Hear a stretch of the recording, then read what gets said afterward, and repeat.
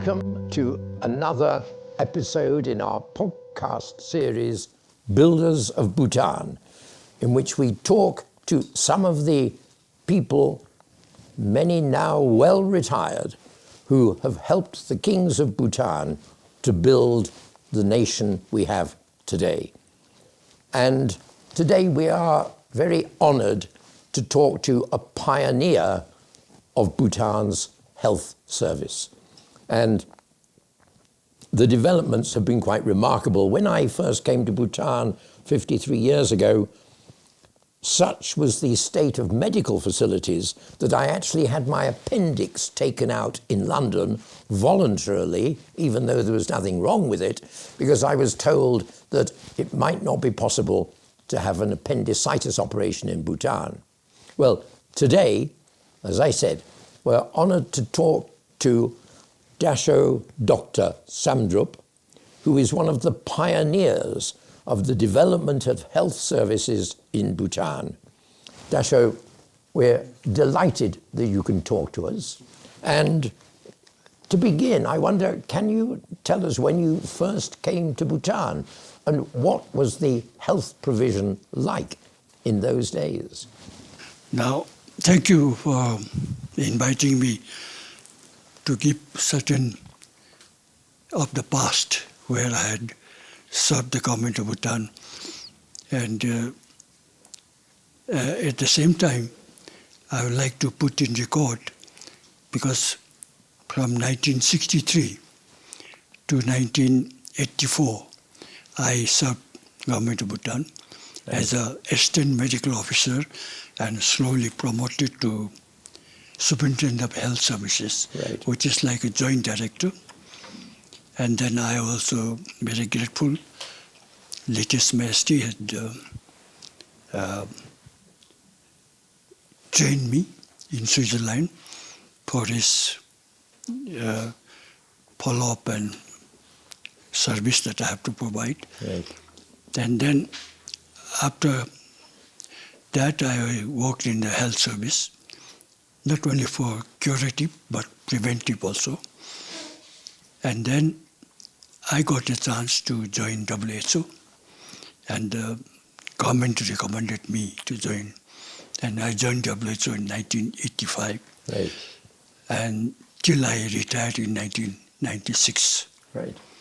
And after retirement, when I come back, after 97 again, I served government for another 12 years as the chairman of the Polio Commission. The Polio Commission. Polio Commission, which certify Bhutan to get the certificate of polio-free. So now your question is 1960. So if we could go back to 1963, yes, when you first came here.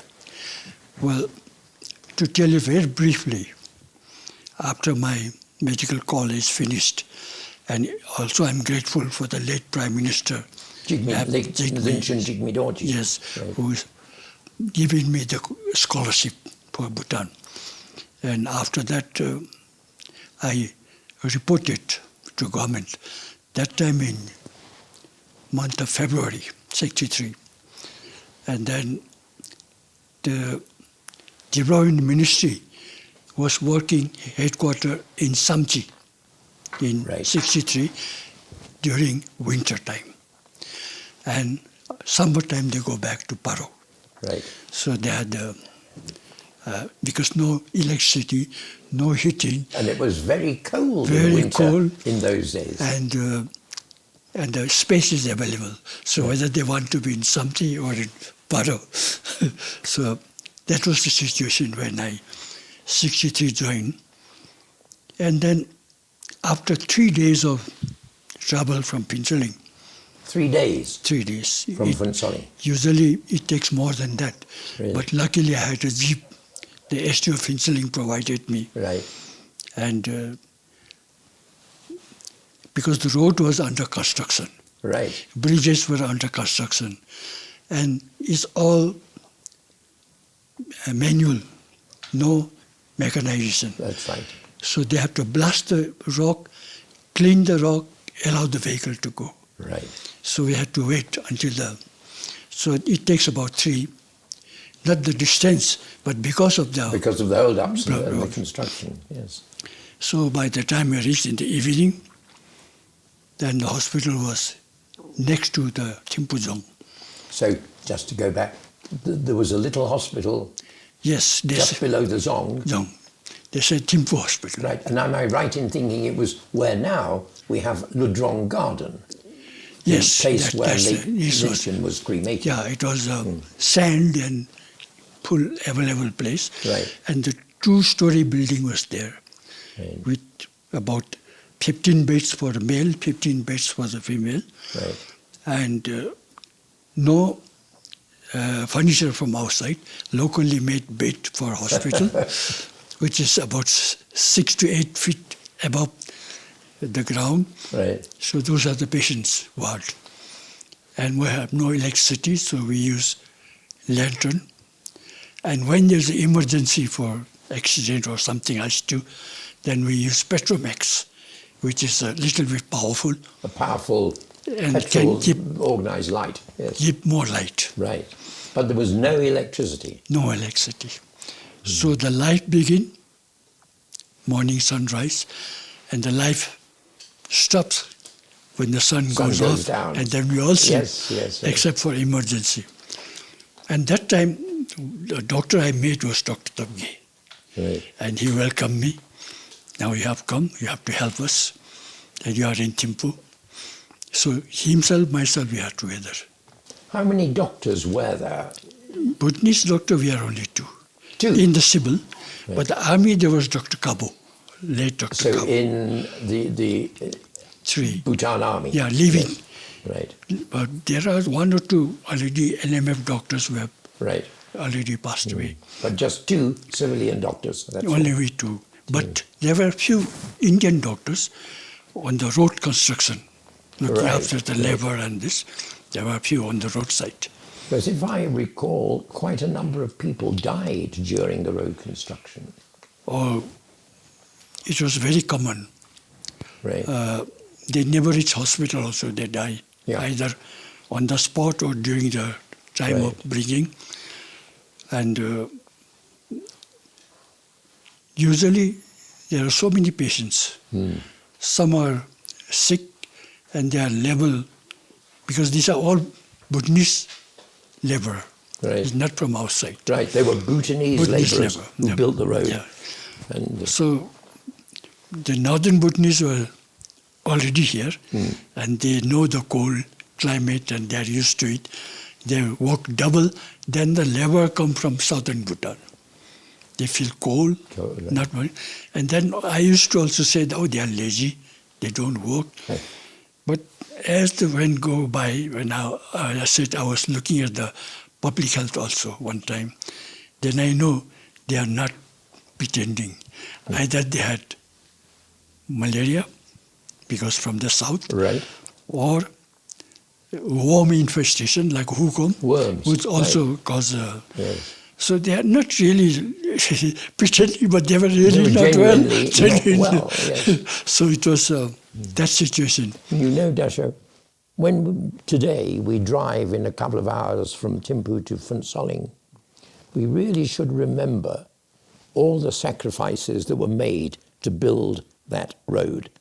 Today it all looks so modern. Yes. And you will have seen all the hardship that Bhutanese suffered while building the road we drive on today. So there were a lot of death, a lot of accidents, and many times I have been called because dead body we have to certify for what date. The dead, yeah. So I know that it is accidental roadside or even the blasting time, wrong timing.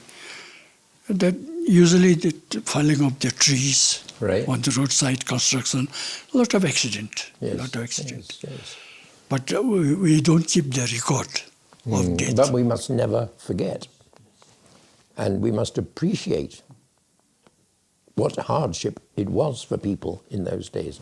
But, as you say, in the little hospital below Tashi-Chodzong, there was no electricity. So if you got ill in the middle of the night, it was a bit difficult. Yeah, we managed with the lantern. Lanterns, yes. Not only electricity, there was no water supply. We No used water? to bring from the river. Really? Yes. And with the doctor, we have just room as a quarter. Yes. But cooking we share with the same patient's attendant in the same kitchen. So it was... And what were the main sort of illnesses and diseases in those days? Oh, those days, very often is infectious diseases. Right. Like gastroenteritis, diarrhea, dysentery, very often. Right.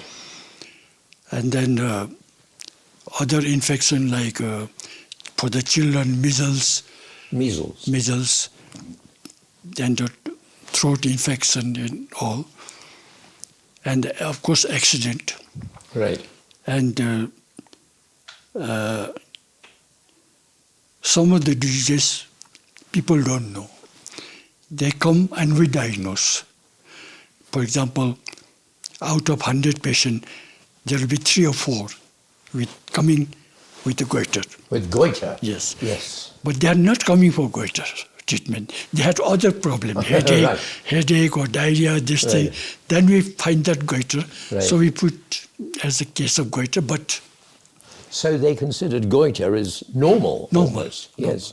And I can remember 2 years later when in 71 I came in Paro, lots and lots of people with great big goiters.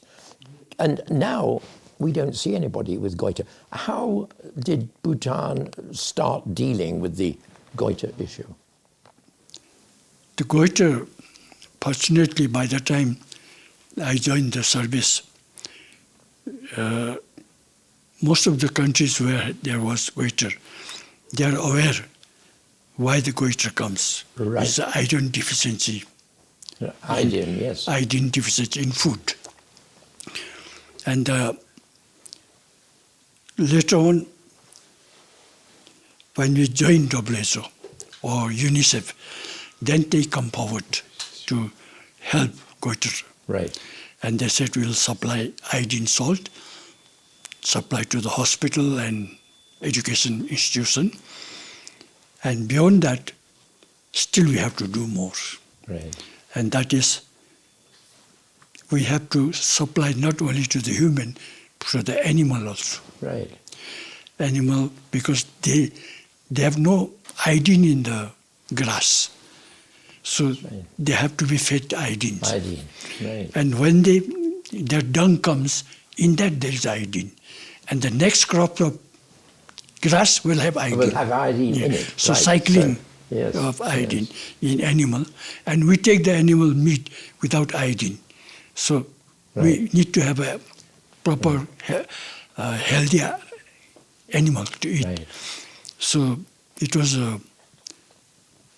for human, we took a long time to promote. But if I talk, it's a little bit long, the story of iodine. Some expert in first 5-year plan, second 5-year plan, said it is very easy.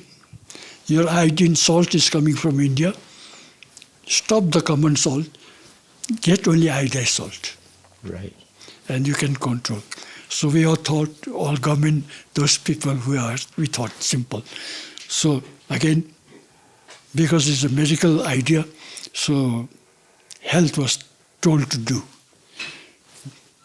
So we'll ban the iodine, common, you distribute the iodized salt, but health, we are still initial fighting for the health itself. Right. And we are given additional thing. We never say no, but we said okay. And then they give us quickly 4 or 5 newly recruited clerks to take the iodine salt from India, and sell to Bhutan, and the government to control movement. Right. But what happened was not properly planned, not properly done. So construction of the store was with the GI seat in the southern Bhutan. Yeah. And iodized salt is a perishable item. That's so indeed. When they come and store there, if the rain happened to go, it's you all spoiled. get wet, yes. And that clerk who is not trained on food handling, So he comes Saturday, Sunday holiday, he is closed. And the farmers, they come any day, they want to have the Iodine salt, it is closed. So they go across to India and get the common salt. Right. So it failed. So the logistics of supplying the iodized no knowledge salt why were not it all that is. easy. Yes. So it failed. So we had to stop it with a loss of 2-3 lakhs. And then many times after that, World Food Program and UNICEF, WHO come, we said, no, we have a bitter experience we can't do. Right. And then slowly World Food Program come. And they are insisting. I said, at least give us salt, iodine salt in the hospital and the education institution. Let people understand. And let one of the assembly member ask for it. Right. We cannot do from health. Right. Because by then, the third king had established the National Assembly. Yeah. With chimneys. Yes. So unless we get their support. Right. I mean, from health only, very weak, because we don't have proper health education, formally trained people, the motivating pamphlet, leaflet circulation. We didn't have, So those days. in 1963, Dasho, when you first came here, was there a Ministry of Health? No. No. No, there was Ministry of Health, but all the development, like education, health, agriculture, had directors each. Right. And above them, there was one secretary and Secretary General. Start with the deputationists mostly. Right. They are all technical people So from India. from India, yes. So one Sikkimese very senior diplomat was the Secretary General. Right. Barmay Ating. And then his secretary was from South India. Right. And most of the directors were all from India, government of India, deputed. Right. And many times even the accountant clerk has to come because we don't know that system. Right, indeed, yes. So they introduce that system. And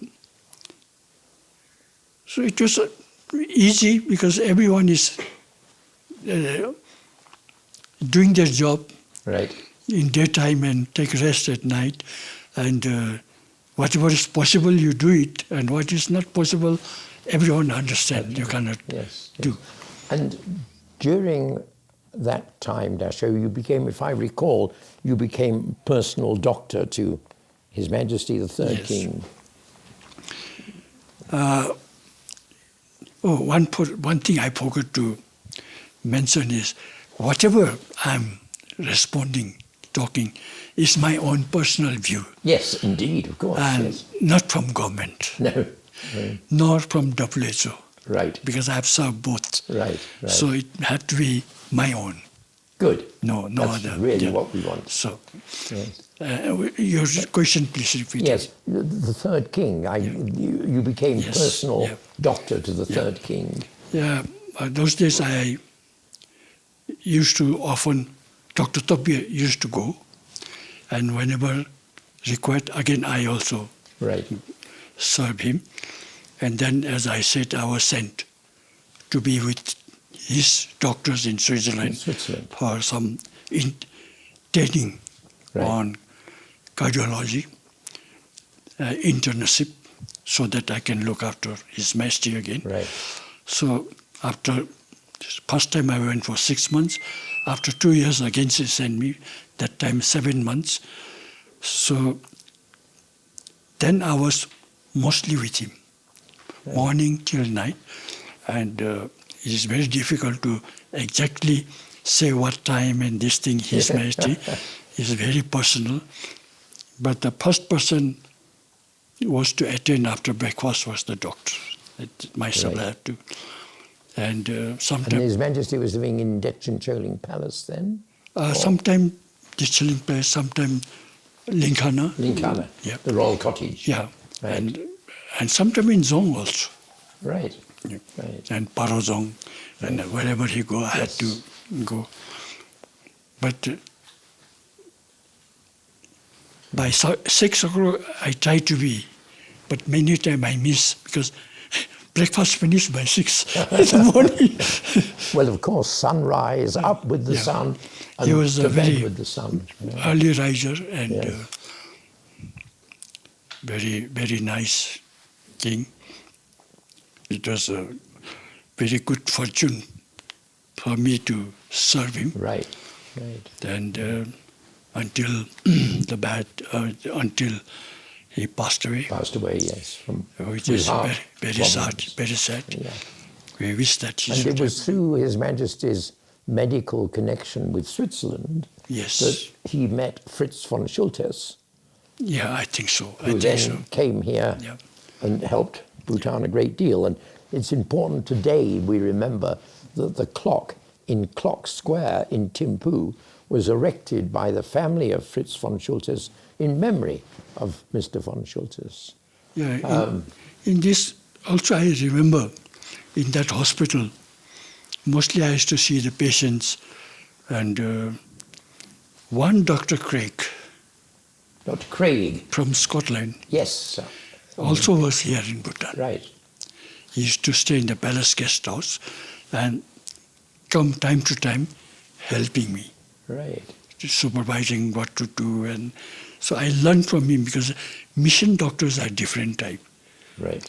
They are not the regular type of doctor. Very, very, they go out of the way to do things. Right. And he's one of them.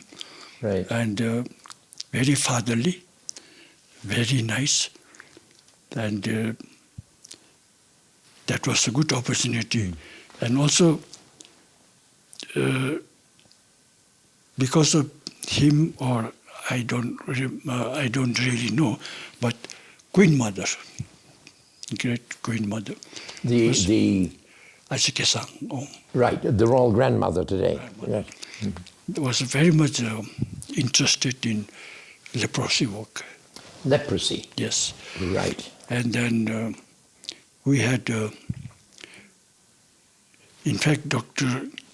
I think Craig wanted to start a leprosy hospital. So I went with him also to do survey in Thimphu. Yes. So we selected Gitakom for leprosy mission hospital. Right. So because that Dr. Craig hospital was in Kalimpong, Right. in Darjeeling, and it is a mission hospital, most probably Baptist mission. And they had, those days, treatment for leprosy was not there. So they are segregated, and they are leprosy sanatorium sort of thing. That's right, yes. So there was a lot of patients from Bhutan. Yes. So he, I think, suggested the royal mother, why not start in Bhutan yourself? Why to all the way? Yes, have to go out. So was this when Gitakom? So Gitakom come, Right. and then there were other missions also, Right. in Linsi, even in Samchi, All dealing with leprosy. leprosy, but Which was a big different problem. mission, different mission. Right, right. And why I'm telling that, I have worked in WHO for 2 years, leprosy control in Delhi, Aha. Southeast Right. Asia. And then I found that why the leprosy elimination was successful in the world mostly goes to, of course, the government, they agree to do, but the work actually is done by NGO, Right. non-government organization. Yeah. That is leprosy. Right, right, But the leprosy missions were so many. right. And when it global program come, WHO has got their own constitution to invite the member countries Right. and bring the problem and how to solve it. So the member country has got the right to vote what to do or not to Right. do. So, but the mission didn't have that power. Right. So mission was involved because they are the one who's doing the groundwork. So you've seen the prevalence of goiter and its reduction, so I don't think anybody... We call elimination. Elimination. Elimination means 1 case per 10,000 right. will be there. Right. And you've seen the elimination of leprosy. Yes. And the third area where I think you were involved has been an area where Bhutan has been one of the great success countries in the world, namely childhood vaccination. Now, before this, yes. Another success story, again, as you said, when you go past, right. Before the malaria, smallpox. Smallpox? Yes. The road construction has reached only Thimphu, Paro. Right. And the road construction just started going to Wangdi. To Wangdi, right. Then by the time, because of so much road construction, we started importing labor from outside. So from the road construction side, sick patients used to come to the hospital in their road construction vehicle right. and go. But one winter when I was in front of the Zong hospital, that time I had one assistant doctor from Bombay. Right. We are 2 now. Then I saw, we are closing the OPD, 3 o'clock.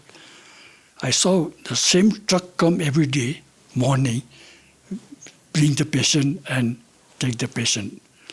But that day, evening it come, before I close. And the 4 patients, they just took it out in front of the hospital, not OPD. And immediately ran away, struck. Right. Then I had a suspicion something must be wrong. So I went quickly to check. Then I've seen before smallpox in my medical college. Then I know it is smallpox. Then my second friend, who is junior to me, I didn't tell him. I said, you please go help those patients, I think just come. And I just pretended I don't know anything. Then he also come back running, oh, it is smallpox. Right, which was very, very contagious. Very much. Yes. Because Zong maintenance has started that time. Lot Right. of labor in the Zong. Because the Zong was actually, today's Tashicho Zong was being built in those days. Maintenance big. That's right. So we had local laborers in the Zong, outside laborers in the roadside. No, you have heard about border road and this thing. Well, we don't have those days. We don't have those days. And then we thought, now what to do? Very soon, the sun will go up into the dark, and then we 2 of us discussed. So what we have to do, because no telephone to talk to superior, director, anyone.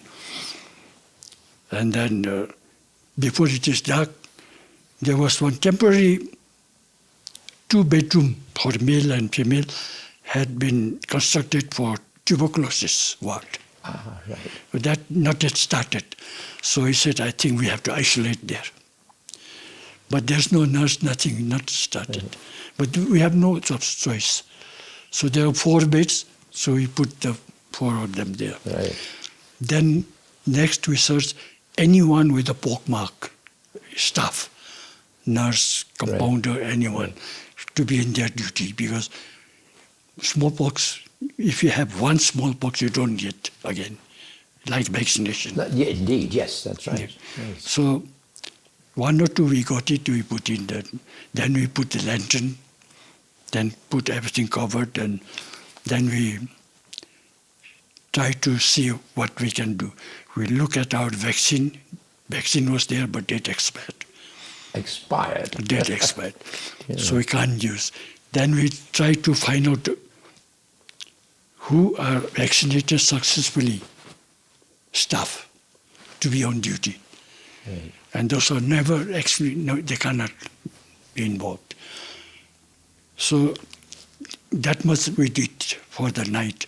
And we send them, those days, we send a message, wireless message, to Paro headquarters.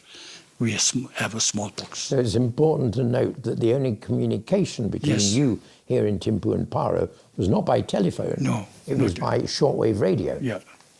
Yes. So they said, okay, so, and then next day, I went to Zong to meet the Home Minister. We have got the patients like that. Now we need some support. We have to make isolation somewhere temporary halt for keeping this patient. And everyone must be vaccinated. They can't move around. And the vaccine we don't have, we have to get it. And he was very considerate because his wife had died of smallpox one time. And this was Tanji Jagar. Jagar, yes. Yeah. And said, yes, I know smallpox. I know it is very... But construction of the lever is not in my hand. Zori Chishap. Right. You go to him, he will help you. So I went to him. He was very helpful. Immediately gave lever and a motitang. Now you see the big motitang. It was a jungle those days. It was a jungle indeed, yes. And the small... With wildlife too. Wildlife. Small road. Yeah. Reached there. And then I chose the site. And they cut the trees and make two temporary huts. Right. And I told them, please keep enough firewood, even wood to burn the dead body. Right. Because there will be death. Right. Then those days, no police system. Everyone was with the army. Used to get the army. Right. So we tried to choose who have got pockmark to be on duty so that no one goes inside. Right. And only the patient and attendant. Right. Okay. So again, can I just emphasize, in those days you're talking about, mid-60s, the Royal Bhutan Police had not yet been created. Which one? The Royal Bhutan Police. No, not yet. It not didn't yet. exist. No, it didn't. We had, even in Phincheling, we had one gate.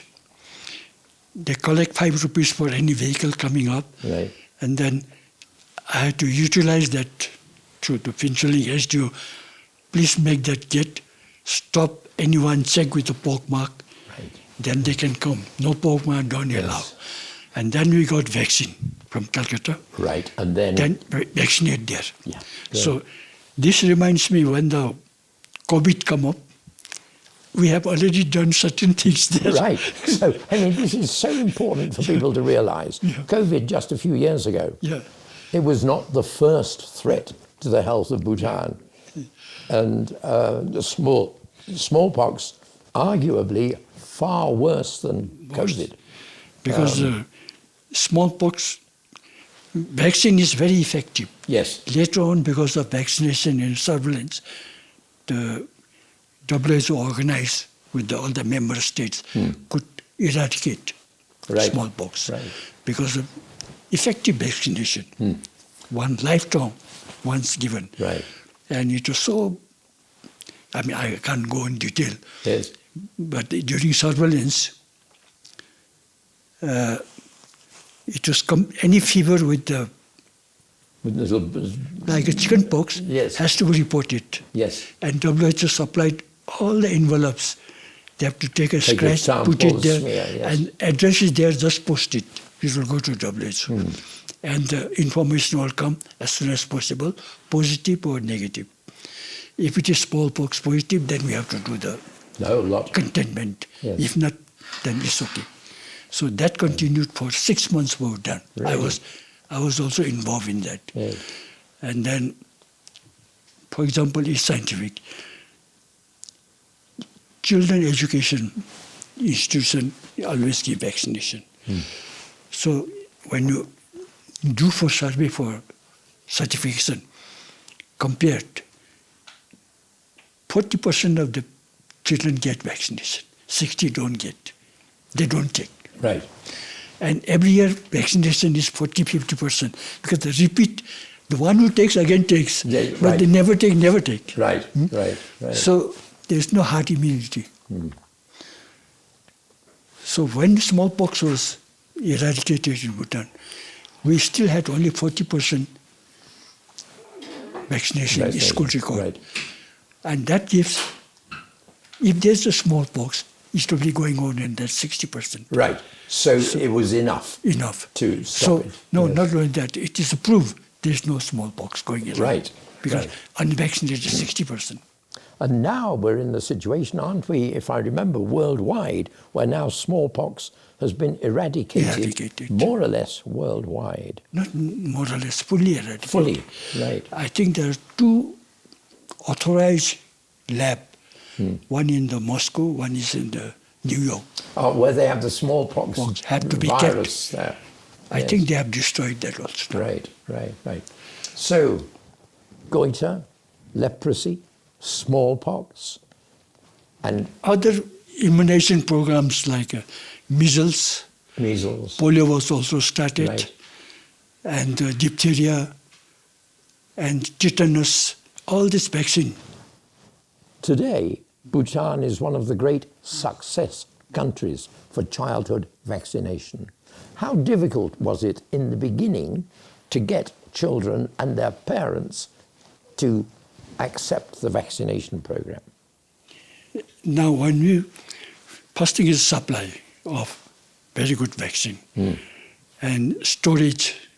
Storage is an issue. So that it will not be spoiled by heat. And that means refrigerator or solar refrigerator. Then train staff to vaccinate. Even then, without, as you said, parents telling, one time it happened, in my time, vaccinators, they thought it's the best time to do in Chechu. Oh, right. Yes. Everyone when comes there. Yeah. And they did it in Tongsa. First Chechu. Successful. And then they said they'll do again next Chechu. Next Chechu, everyone refused vaccination. Said, that gives our children soreness, fever. We can't attend Chechu. Yes. No. Other time you do it, not in Chechu time. So motivation and timely is not the gathering. Yes. When is a other gathering. How did Bhutan become so successful given the problems of persuading parents? Now it is very difficult, but once they understand. Right. But the facility should be in a walking distance. And our vaccinators has to be there. And this is all put together. In our time, we used to do like 2 doctors only, no vaccinator, no. We had somebody attached to us as a compounder. He goes around and follow us. So he learns so many things. Right. Practically. Right. So he sent as an independent worker as a dispensary. He can, whatever medicine he is given, he can dispense. Headache medicine, diarrhea medicine. And he's also trained how to do delivery, because we do delivery. Oh, deliveries as well, yes. So a doctor in those days had to be a jack of all trades. Everything. You know, I mean, you had to be able to do everything. Yes, everything. There's no one to refer. That's right. I don't have anyone. Right. Dentist. Dental too. Chair is there, table is there, everything, but no dentist. So I have to do that. And luckily, no X-ray. You diagnose fracture and treat as it is. But all those things come with the electricity. Without electricity, nothing.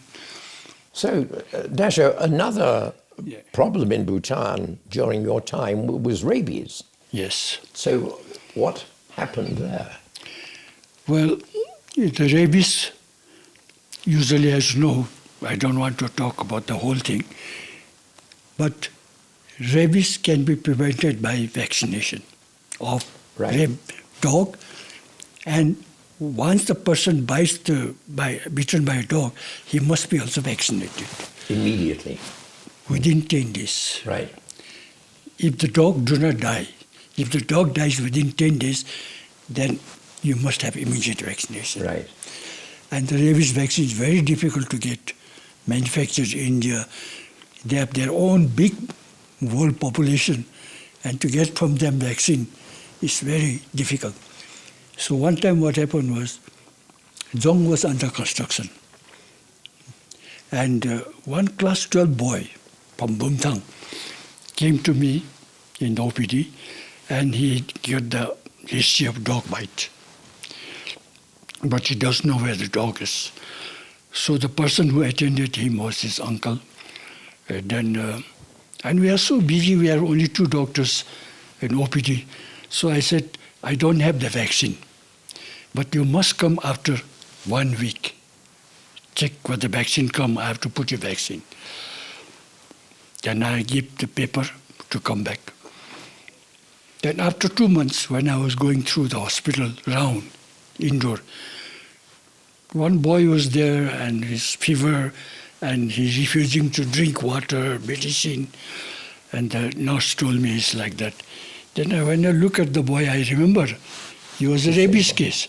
And now he has come full-fledged. I can't do anything. So I told the nurse, whoever attending him, please be careful. He's a rabies case.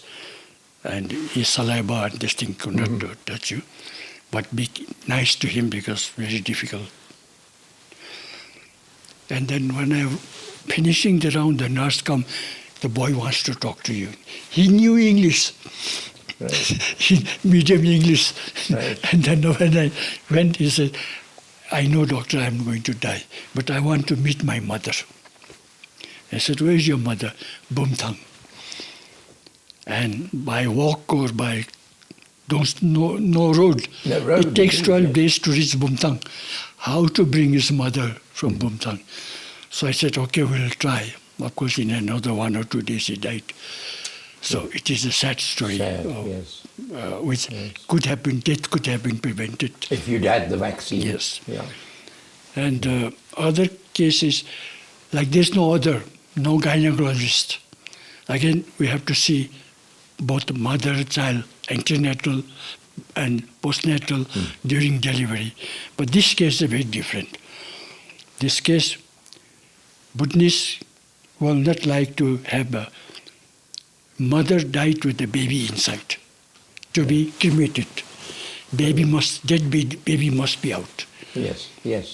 So they come with the request I should take out the baby. I said, I'm so busy in the hospital. Date is date, gone. Do whatever you like. But let me finish this. Then again, another fellow friend comes to tell me, please again, they cannot do the cremation.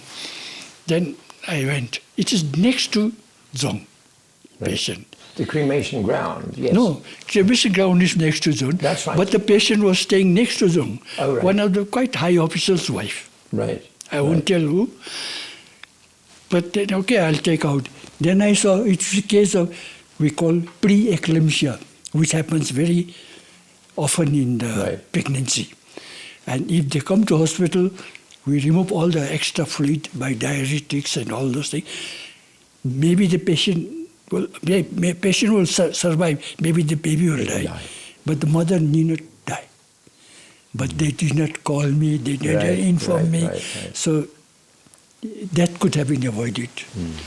Pre-eclampsia, we call it. But I certainly recall when I lived in Paro in 1971, the mortality rate of children in their first year of birth was very high. Yes. And also of mothers in delivery, the mortality rate was very high. This is another area where we have improved so very much. And in those days, I think you mentioned, as a doctor, you had to be prepared to do everything. Yes. And eye doctor, stomach doctor, gynecologist, no such thing as specialty. And you were mentioning that you did some eye surgery. I'll talk about eye.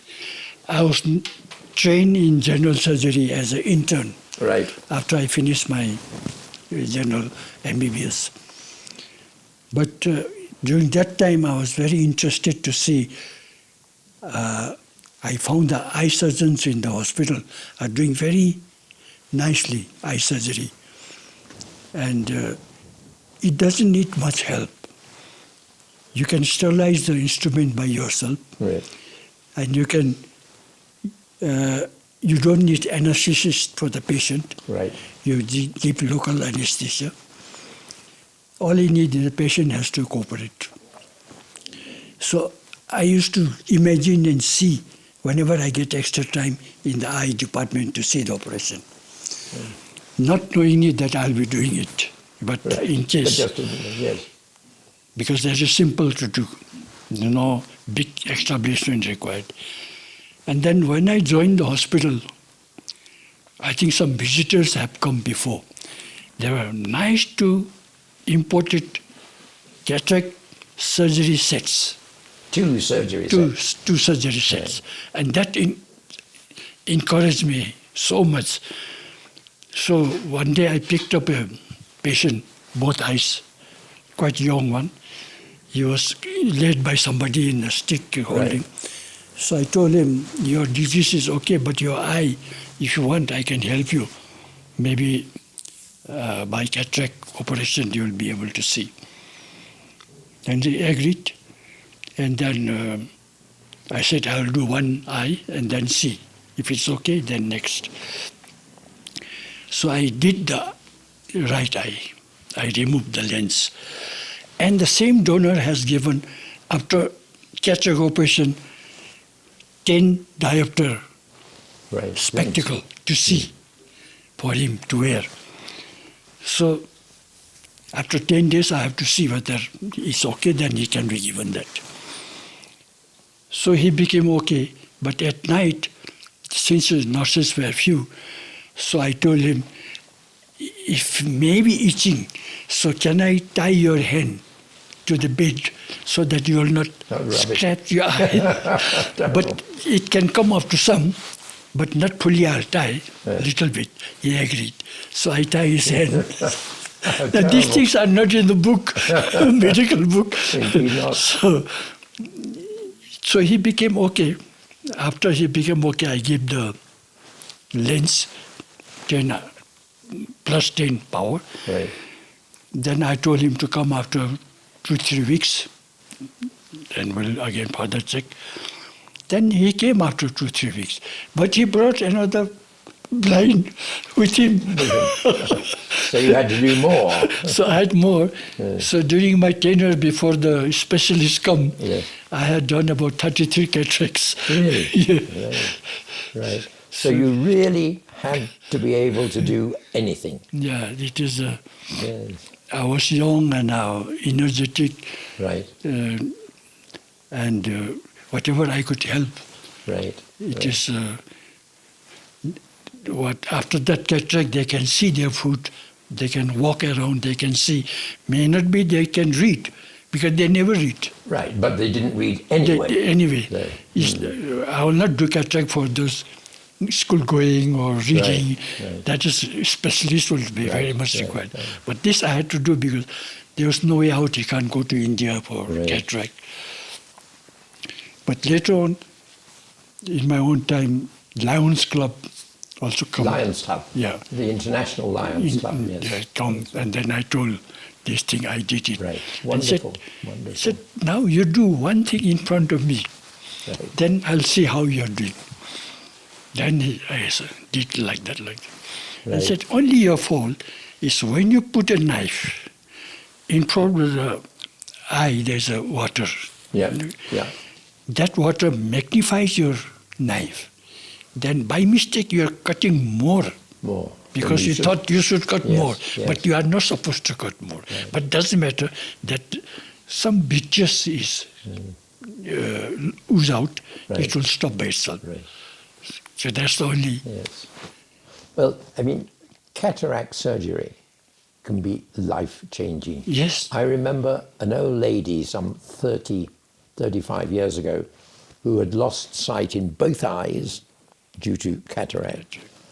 And she refused to go for operation until one day her son put her in the car, took her to the hospital, didn't tell her why, and before she knew it, she'd had 2 cataract operations. But she came home, and I was there, and she saw her grandchildren for the very first time. And the look of joy on her face. If the eye surgeon had been there, he would have felt his life's fulfillment was there. What a world, how different today.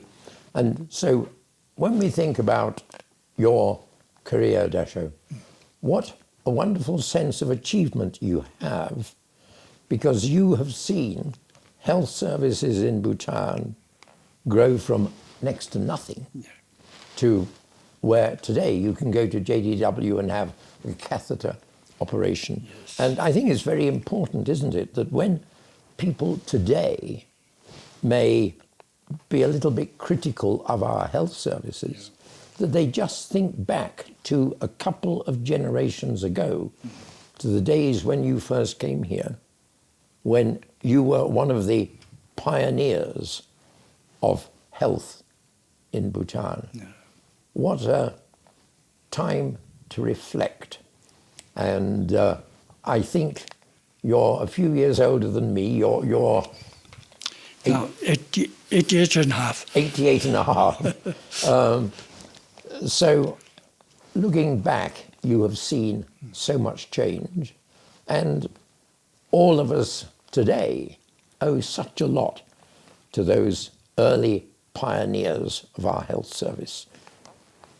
Goiter, diarrhea and stomach upsets due to dirty food, leprosy, smallpox, childhood vaccination, tuberculosis, which was very common. Yeah. All of these old infectious diseases we've managed to reduce or get rid of altogether. But today, Dr. Samdup, you must look at everybody eating French fries, and what we have today are people getting lifestyle diseases and illnesses. So you've seen so many changes. Yeah. And thank you very much indeed for talking a little bit about the birth of health services in Bhutan. And I hope when you're 107, we can do another podcast. Thank you very much indeed. And I hope all our new generations of Bhutanese understand the debt they owe to the older generations. Thank you. Thank you. Thank you.